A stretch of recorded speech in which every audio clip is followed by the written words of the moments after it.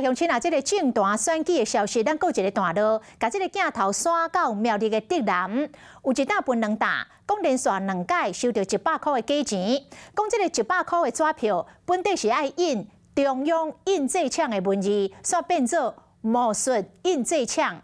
啊，这个纸票面顶的编号嘛拢同款，而且迄个封假线嘛袂光。头家娘讲，摕假钱来付钱的人是洗车，买一包50块的槟榔，故意甲这个100块来对拗。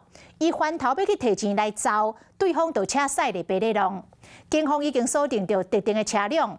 啊，这件是毋是甲去年的7000块的假钱是同一个集团所做的呢？警方讲嘛有可能。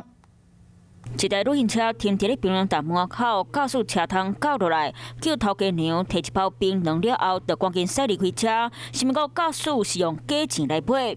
咱这是中央印刷厂，伊这4字唔知啥上我看无啦。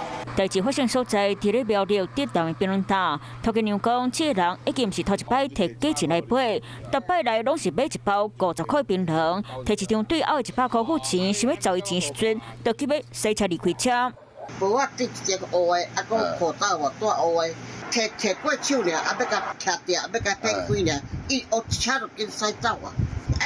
重点啦，唔敢重点。提证的一包含假钱来比，100块顶有封柜线，假包的无反光，原本应该印中央印制厂的文字，煞变作是魔术印制厂。2张100号码 CQ218-800VJ 无拢同款。槟榔摊头家娘讲，是连续2摆拢收到同款的假钱，回去甲赶紧报警。同一槟榔摊上个月也曾遇到类似手法，经比对2次收到的假钞为同样号码。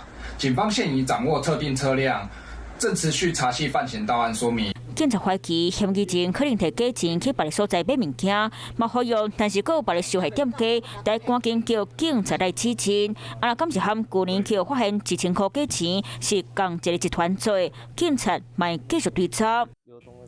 Hello， 我是冯维之，想要抢先掌握最及时的新闻资讯吗？赶快订阅、按赞、开启小铃铛，锁定华视新闻 YouTube 频道。